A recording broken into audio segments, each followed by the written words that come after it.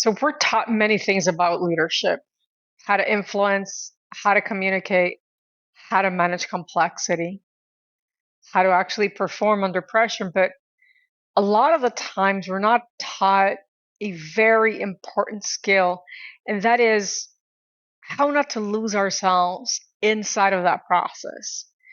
And this is why leaders lose their integrity over time. Not because they're corrupt, not because they lack values, but because leadership systems train people to stay functional, not to stay in balance.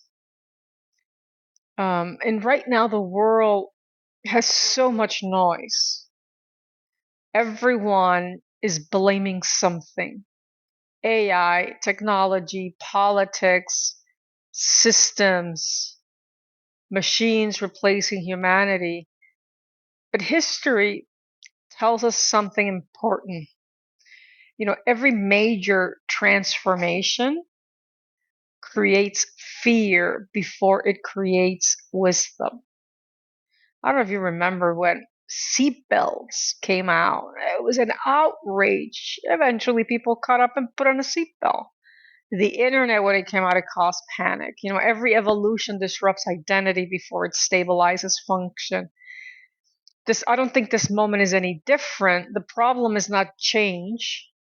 I believe the problem or the opportunity is that we are changing faster than our nervous system can regulate.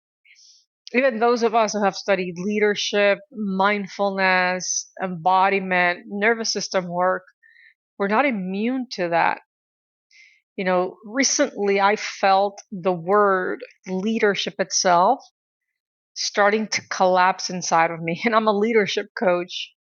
Between global corruption, moral outrage, the endless media cycles, and the performative battles everywhere you look, something became clear.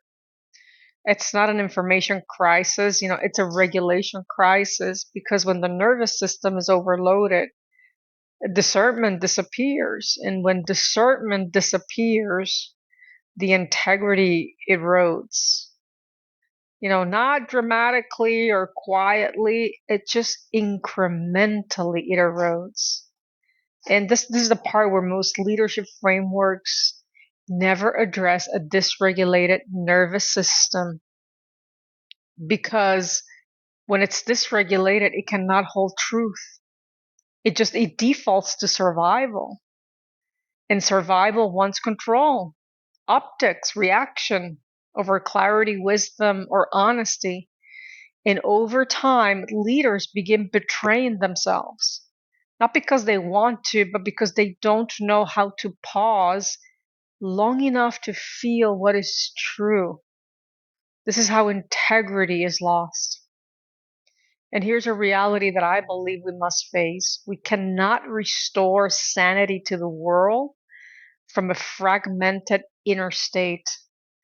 I don't believe that we can lead wisely if we don't know how to fully shut down at night so that the body can reset, regulate our breath before decisions, disconnect from the noise without disconnecting from responsibility, and returning to presence before any reaction.